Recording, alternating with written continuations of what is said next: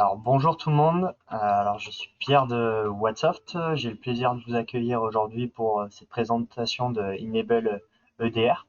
Je suis en compagnie d'Alban Kumer, qui est le responsable commercial sur tous les clients existants. Donc il va pouvoir vous présenter la solution en compagnie de Tariq également, qui est l'ingénieur spécialisé de l'EDR. Et on a la chance qu'il soit français.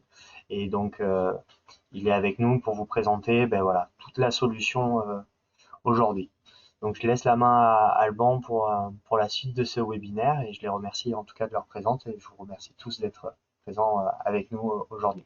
Merci Pierre, merci pour cette présentation. Bonjour tout le monde, merci de nous rejoindre aujourd'hui. Je vais passer rapidement, donc expliquer mon rôle chez Enable. Donc, je suis responsable de compte chez Enable.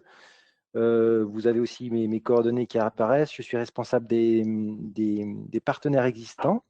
Nous travaillons en collaboration étroite avec Whatsoft, notre distributeur. Donc, je vais vous faire une petite présentation rapide de mon rôle et des produits généraux de Enable. Et Tariq, ensuite, va vraiment rentrer dans le détail de l'EDR. Juste avant qu'on commence, il y a la possibilité pour vous tous de poser des questions dans le chat. On va voir pour y répondre, que Tariq puisse y répondre. Si on n'a pas la possibilité, on reviendra de toute façon vers vous après ce webinaire pour y répondre et pour faire le point tous ensemble dessus. Donc il y a le chat. Si tout le monde nous entend, si vous pouvez juste m'indiquer avec la main levée. Euh, voilà. Bon, ben, parfait. Ça a l'air de fonctionner pour tout le monde. Bon, ben, très bien. Je vous redonne la main. Je te redonne la main, Alban. Merci. OK, merci Pierre. Alors, tout d'abord, pourquoi une alliance stratégique avec Enable? Donc, la plupart d'entre vous, je pense, il y a on a des nouvelles personnes qui nous joignent aujourd'hui, mais il y a beaucoup de partenaires existants aujourd'hui, je crois. Donc, un support stratégique pour les MSP, donc les sociétés d'infogérance. Je suis votre interlocuteur direct chez Enable, propose diverses activités de campagne et de marketing, des événements donc, comme aujourd'hui donc, pour nos clients existants et nos partenaires, une offre globale et support technique, donc bien sûr un accès mise à jour à tous nos produits, notre roadmap de produits, et un accès à nos équipes d'ingénieurs avant-vente de chez Enable. Ça peut être bien utile justement, surtout pendant vos séances de trial. Support technique, donc la gestion des remontées des incidents. Ensuite, un support commercial professionnel, donc gestion de projets stratégiques, un accès à des tarifs préférentiels et bien sûr, comme je le redisais, donc une collaboration directe avec notre distributeur. Donc, nous avons en France, donc nous sommes partenaires avec plus de 800 sociétés infogérances qui travaillent directement avec nous, donc avec Enable. Nous leur offrons donc un avantage concurrentiel grâce à nos produits. Je vais passer donc rapidement ici sur nos différentes offres produits. Donc on a à la base on a deux consoles que certains d'entre vous connaissent, donc RMM, une console de gestion des parcs informatiques, et donc qui est purement sur cloud, et N-Central, qui est voilà, sur cloud ou on-premise, donc hébergé sur site. Donc nos solutions phares, donc EDR, donc bon, je ne vais pas trop m'attarder là-dessus. Tariq va nous le présenter dans l'environnement de démo ensuite.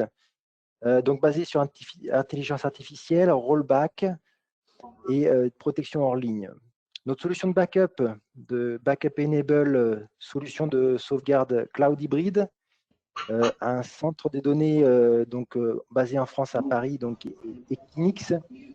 Les données sont cryptées à la source et une restauration rapide. Passeportal aussi, donc qui est très pratique, donc pour la gestion des mots de passe, automatisation des mots de passe, et donc qui permet avec une application aussi de réinitialiser les mots de passe, possibilité aussi pour les audits. Donc, je passe rapidement aussi sur MailAssure qui permet une protection donc contre les cyberattaques et la protection des emails, cryptage des emails. Pour nos partenaires existants, nous proposons aussi beaucoup de ressources ici gratuites qui peuvent vous être très utiles. Donc nos Headners qui sont nos spécialistes Enable, Market Builder, donc pas mal de conseils ici stratégiques pour les MSP. MSP Institute, il s'agit de nombreuses ressources marketing qui sont à votre disposition. Enable Community, c'est ici un forum pour les MSP. Et enfin, notre partner success, donc c'est le support Enable. En termes de roadmap, donc rapidement ici, donc pour vous présenter l'évolution de nos produits, on a le DNS filtering qui est présent sur notre console N-Central et qui arrivera à terme aussi sur RMM, macOS, Analytics et enfin Continuity. Pour entrer dans le sujet du webinaire d'aujourd'hui, donc notre EDR, Endpoint Detection and Response de chez Enable. Voilà, ici, juste pour présenter ici pourquoi le changement est nécessaire, les différentes couches de protection multicouches, donc différents produits, gamme de produits que nous proposons chez Enable. Donc tout d'abord, donc une première couche pour tout ce qui est protection des emails, donc le produit qu'on propose. On pourrait rajouter bien sûr DNS filtering qui n'est pas présent ici. Protection ici au niveau du firewall, des solutions donc de management des mots de passe ici, donc avec notre solution Passportal, patch management et enfin pour la dernière couche, protection au niveau de l'utilisateur, c'est notre ODR avec fonction de rollback en cas de cyberattaque. Donc l'EDR ici, rapidement, c'est des questions récurrentes qui nous viennent ici. Pourquoi l'EDR par rapport à l'antivirus traditionnel? Sur l'EDR, on est vraiment sur un comportement proactif, contrairement à un comportement vraiment réactif de l'antivirus traditionnel. L'EDR Enable est basé sur de l'intelligence artificielle, donc c'est une solution sans signature, contrairement aux antivirus classiques. Donc une possibilité de travailler donc, hors connexion, protection aussi contre les fichiers exécutables. Voilà, donc il y a aussi, contrairement à notre antivirus, on travaille aussi, c'est possible aussi hors ligne, donc avec l'EDR, alors que l'antivirus classique a besoin de nombreuses mises à jour. C'est là où on peut avoir des failles aussi au niveau de l'antivirus. On a des possibilités donc, de remédiation de l'EDR, remediate, récupérer l'état précédent, et rollback si une machine est cryptée. Voilà, Tariq va rentrer vraiment dans le sujet. Après, donc, je passe rapidement. Notre solution d'EDR ici, c'est une solution, nous sommes partenaires avec SentinelOne. Ça fait partie donc, des 3 leaders mondiaux pour ce type de technologie. On prévient et on détecte donc, les menaces constantes qui sont en constante évolution. Ça vous permet de gagner du temps et de neutraliser les menaces, visualiser rapidement l'état de sécurité de vos clients et bien sûr de récupérer efficacement grâce à l'automatisation. Voilà, donc c'était tout pour moi de mon côté. Je vais maintenant laisser la main à Tariq qui va nous présenter l'environnement de démo. Merci. Donc, je vous montre la console RMM. Vous êtes tous, on va dire, familiers avec. Donc, EDR est disponible en version intégrée dans RMM, c'est ce que je vais vous montrer. Aussi disponible dans N-Central. Et nous avons aussi une version, une console dite standalone disponible. Donc, s'il y a des clients qui n'ont ni la console RMM, ni la console N-Central, vous pouvez avoir cette console dite standalone si vous souhaitez utiliser EDR, tout simplement. Je vais me focaliser sur la version RMM. Cependant, la technologie reste la même. Ce sont les mêmes moteurs derrière et la technologie SentinelOne. Donc, sur la partie de gauche, vous verrez ici intégration. Et vous m'excuserez aussi, je vis et travaille en Écosse, à Édimbourg.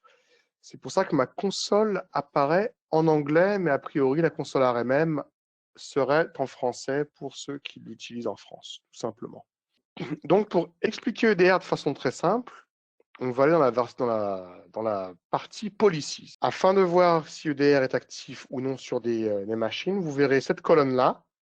Donc, dans la partie Columns, vous pourrez sélectionner Endpoint Detection Response. C'est l'écran avec le petit bouclier. Donc, on fait référence à EDR.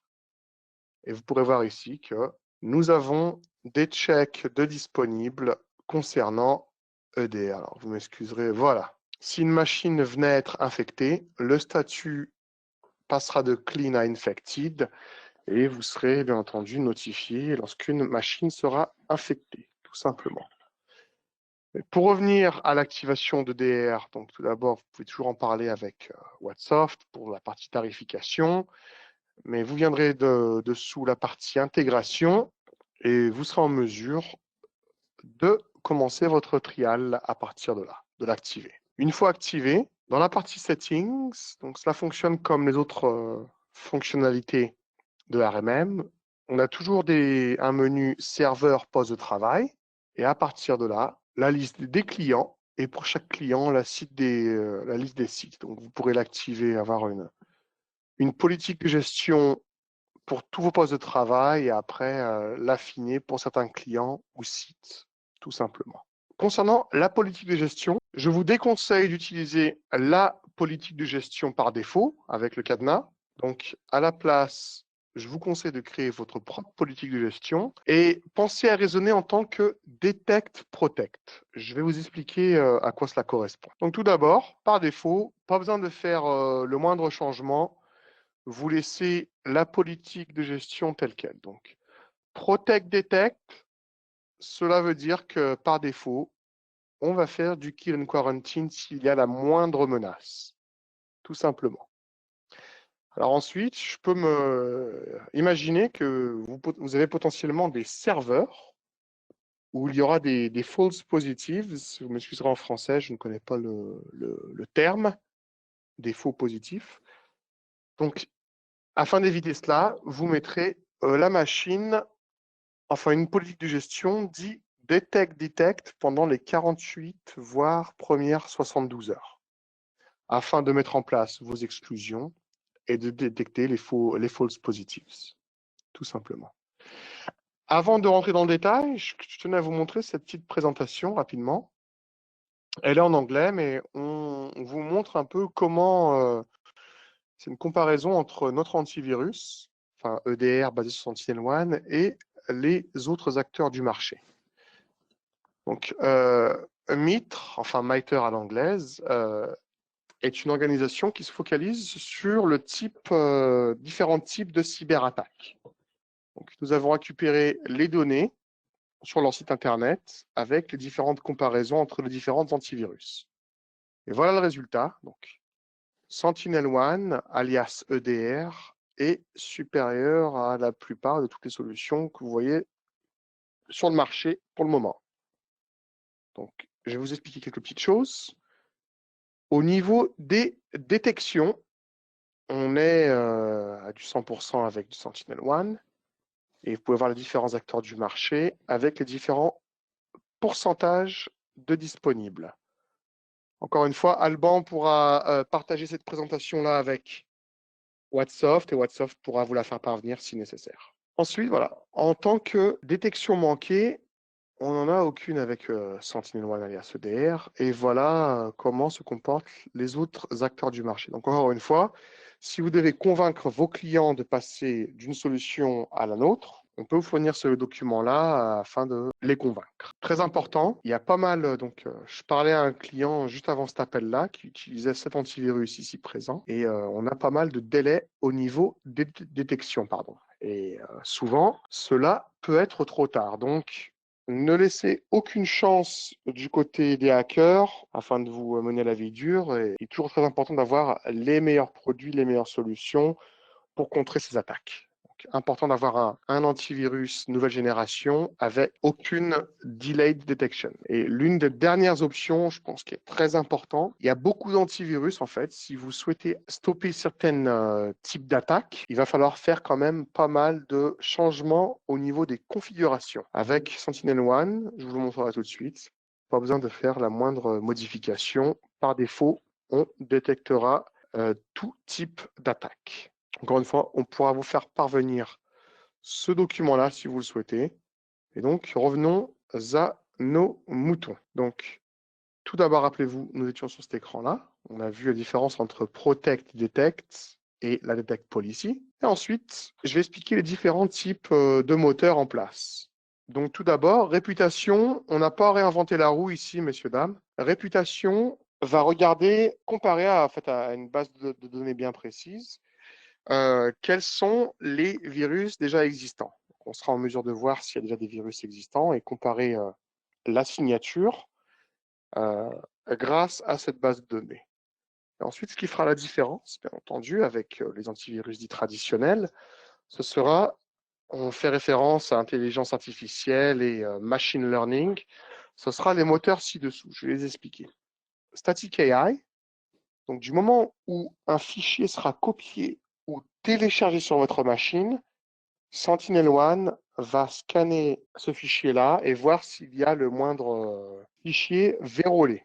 Donc, à la fin de la présentation, je vous montrerai une petite vidéo, comment cela fonctionne. Behavioral AI, il s'agit en fait de l'analyse comportementale. Il y a certains ransomware qui sont très, on va dire, très évolués et qui, à partir d'un certain moment, vont en fait commencer à injecter du code vérolé. Ça peut être des heures, des semaines, voire des mois.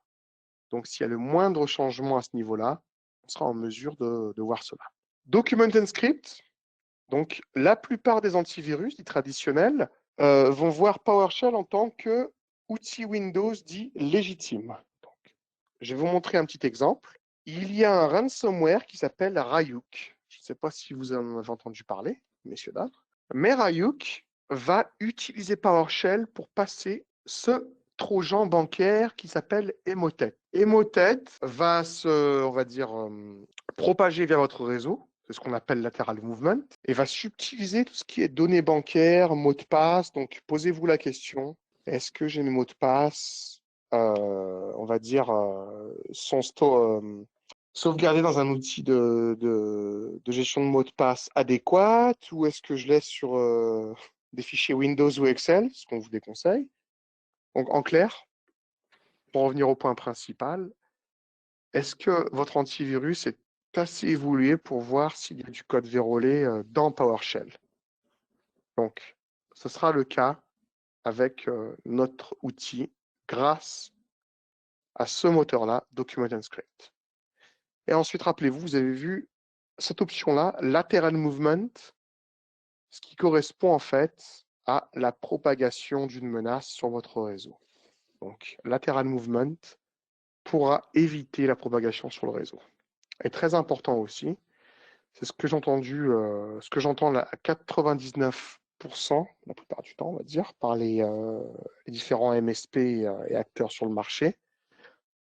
Lorsque un ransomware ou un virus venait affecter vos machines, quelque chose de très évolué, la plupart du temps, quand il s'agit d'un ransomware, la première action que l'on souhaite prendre, c'est déconnecter les machines du réseau. Donc, avec EDR, il sera possible de déconnecter et reconnecter les machines du réseau directement à partir de la console. Donc, pas la peine de se déplacer, pas la peine d'appeler des clients finaux, vous pouvez le faire directement à partir de là pour éviter la propagation. Donc, j'espère que c'est clair au niveau des différents moteurs, différentes options disponibles. Et bien entendu, ce qu'on vous conseillera, c'est potentiellement, vous aurez des exclusions à mettre en place. Donc, vous pourrez le faire de façon manuelle ou en utilisant notre catalogue déjà existant. Donc ici, vous verrez des antivirus tiers parties. Ce sera plus pour vos serveurs aussi. Vous verrez Active Directory, Hyper-V, SQL.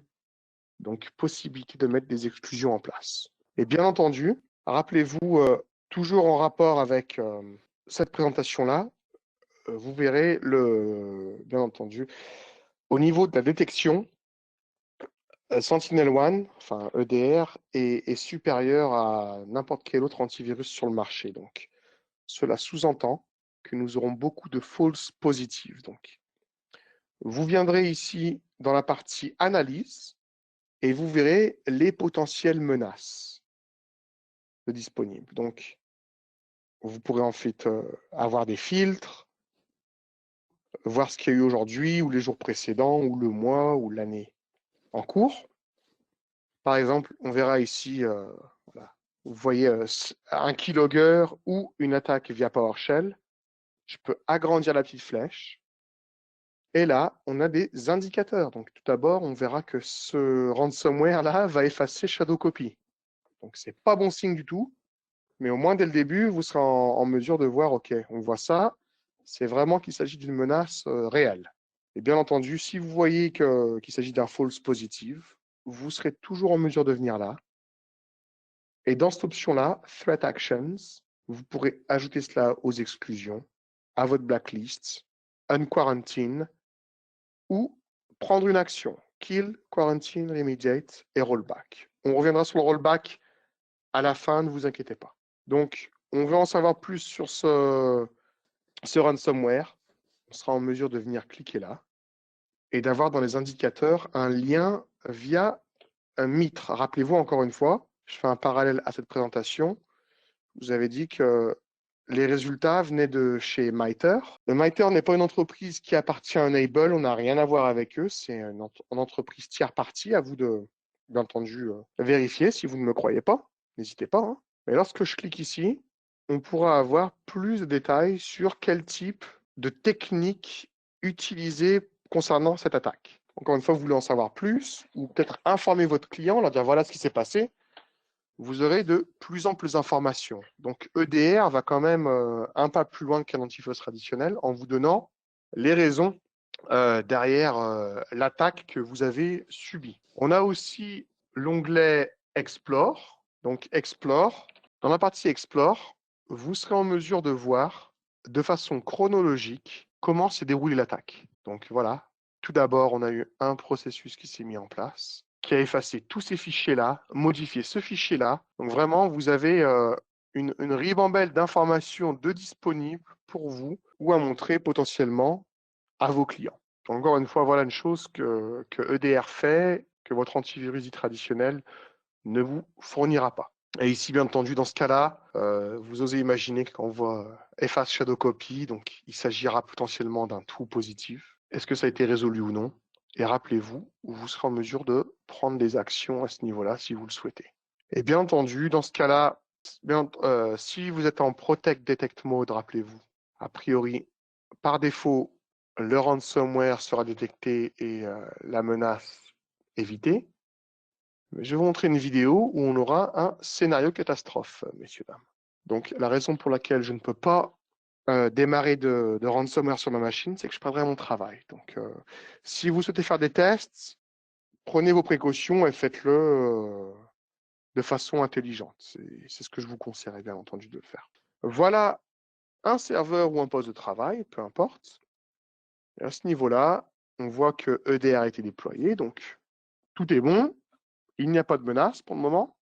Nous fournissons aussi de la gestion de patch, donc n'oubliez pas de faire la mise à jour de vos patchs régulièrement, de façon automatisée, grâce à RMM Central. Et à ce niveau-là, cette personne va copier ou télécharger un fichier. Et rappelez-vous, il y avait une menace, donc la menace a été détectée.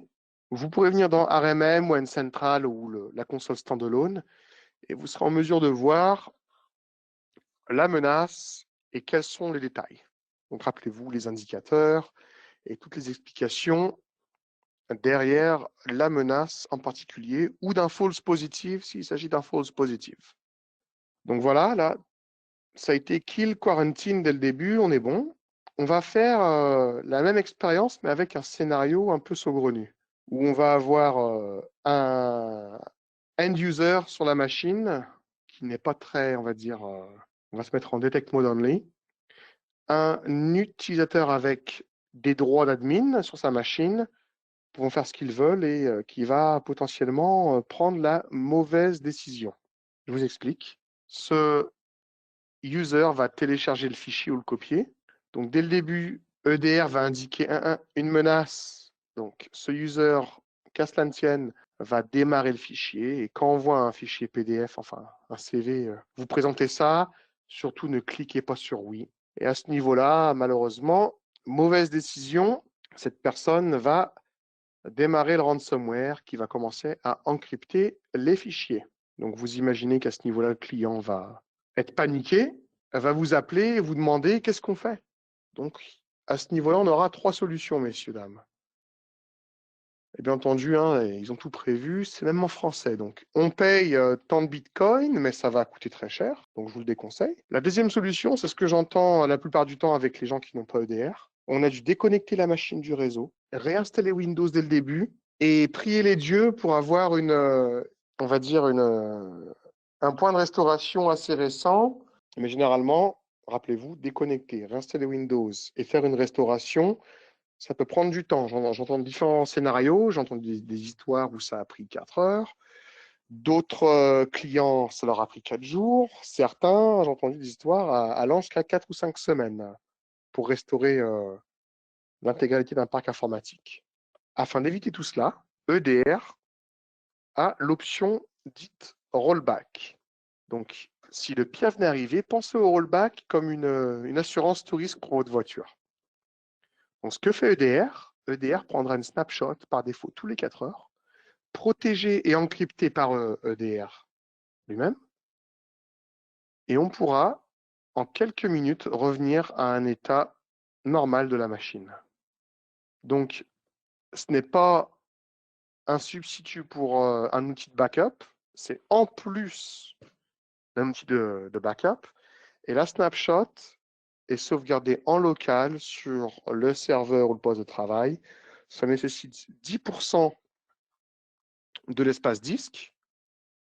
Et aussi pour vous donner de plus amples informations sur comment cela fonctionne. Donc, EDR utilise le service VSS pour créer l'application Rollback Image, qui est indépendante des traditionnels Shadow Copy Images. Et même si une machine est infectée, le rollback, enfin l'application Rollback Image, l'image pour cela, sera encrypté et restreint par EDR. Vous voyez cette option anti-temper?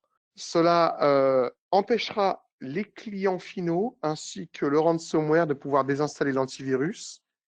Et l'option snapshot protégera aussi les snapshots pour le rollback. Donc, j'espère que ça a du sens sur comment cela fonctionne, comment vous serez protégé et bien entendu les différences avec les autres antivirus sur le marché. Et rappelez-vous, petite parenthèse, pour le moment sur RMM, EDR couvre uniquement Windows. On espère ajouter dans le futur Mac et Linux. Ça viendra plus tard. Quand je dis que ça viendra plus tard, je n'ai pas de date précise à vous fournir, donc je ne m'avancerai sur rien pour le moment. Vous m'excuserez d'avance. Sur N-Central, et pardon, j'ai été déconnecté, on fait du Windows et du Mac. Vous m'excuserez, je me reconnecte là. J'ai besoin du 2FA, donc excusez-moi.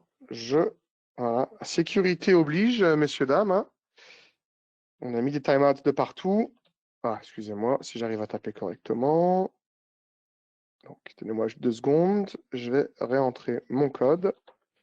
Voilà, donc rappelez-vous, pour N-Central, pour ceux qui l'utilisent, l'outil est entièrement intégré ici au SLI. Donc, la même philosophie avec vos profils, etc. Et nous avons une version dite standalone. Donc, pour ceux qui n'utilisent ni RMM ni N-Central, mais qui souhaitent revendre l'outil à leurs clients, possibilité d'utiliser la version standalone, qui, je le précise, aura un agent pour Linux, Windows et Mac. Donc, je pense qu'on arrive au terme de notre présentation, messieurs, dames. Y a-t-il des questions? Sur la partie période d'essai, tarification, ce sera avec WhatsApp directement, mais plus sur la partie technique. Donc vous avez le système de chat en bas si vous avez des questions qui vous viennent.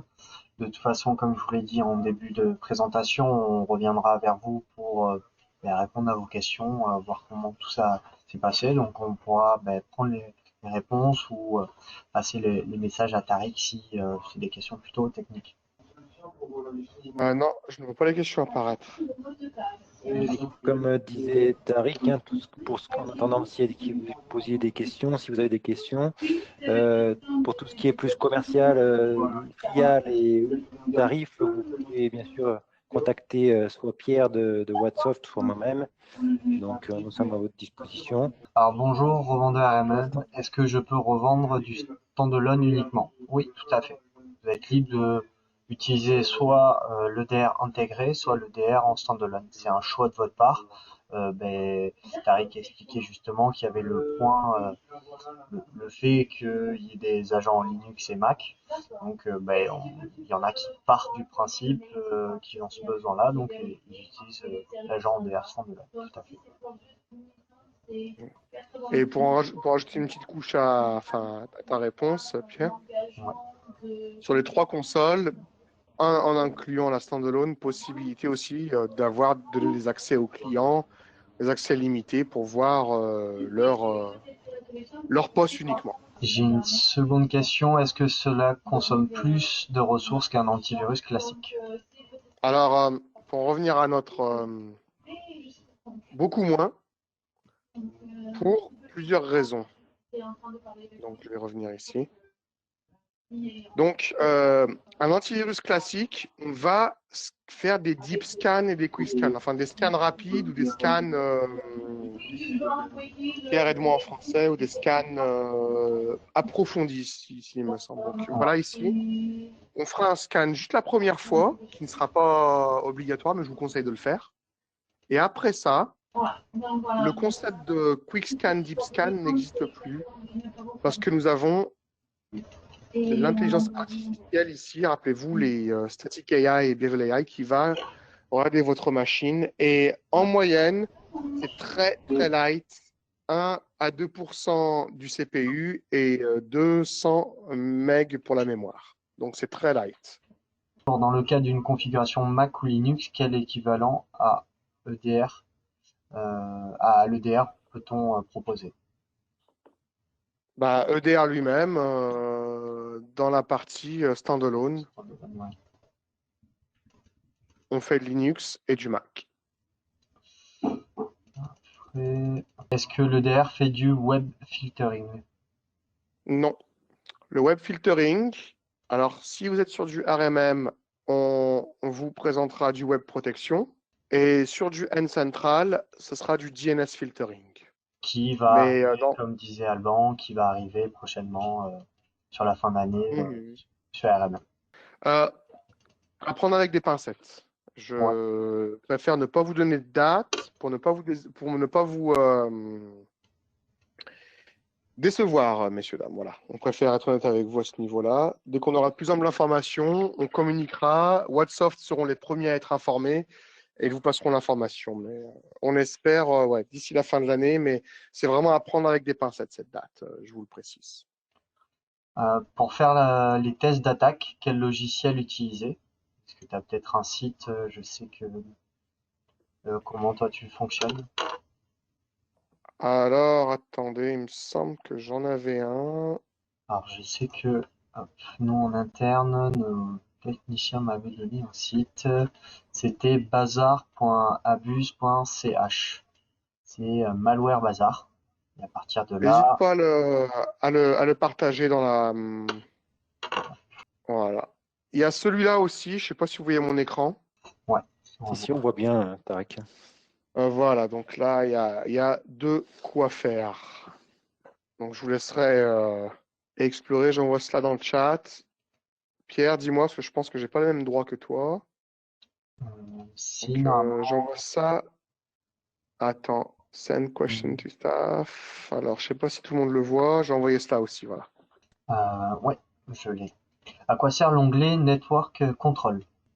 Network Control, alors, en toute honnêteté, il n'y a pas grand monde qui l'utilise, mais possible d'avoir des règles. Donc, pour ceux qui n'ont pas de firewall, vous serez possibilité de mettre, par exemple, allez, je l'appelle ça Rule 1, hello block, ça a du sens. Certains protocoles, si vous le souhaitez. Vous avez une liste exhaustive. Des applications, si on veut laisser le inbound, outbound traffic, ou any, localhost, certains ports, remote ports, etc. Ok, merci. Y a-t-il des possibilités complémentaires dans les politiques comme par hasard le blocage de ports USB, etc. comme Oui, certains. dans Device Control. Dans Device Control, possibilité de le faire ici à ce niveau-là. USB block, par exemple, sur cette interface-là. On peut le faire par classe. Vendor, c'est le manufacturer, c'est l'ID, product ID, class. Allow read and write, read only, block. Voilà, on va essayer de bloquer les ports USB par exemple. Vous allez sélectionner Mass Storage, donc les claviers, les webcams, les souris seront autorisés, mais les disques durs ne le seront pas. Ok, très bien. Prochaine question, on revient dessus. Le point d'entrée d'une attaque se propage. Comment voir la zone de progression et la cascade de l'impact? Donc, a priori, ce sera visualisable quand vous avez une menace. Rappelez-vous, j'avais pris l'exemple de PowerShell. Quand vous cliquez sur une menace, vous verrez l'onglet Explore avec l'attaque, enfin dans l'ordre chronologique. Quels fichiers ont été fichiers, processus créés, effacés, renommés, etc. Le système de rollback peut-il se faire automatiquement? Pourquoi le faire automatiquement, sachant qu'il peut y avoir des false positives? Alors moi, ce que je vous conseillerais, pour ceux qui veulent le faire automatiquement, vous pouvez le faire en cochant dans la politique de gestion rollback. Mais rappelez-vous, il s'agit d'un false positive pour faire un rollback entre guillemets inutile. Donc je vous déconseille de le faire automatiquement.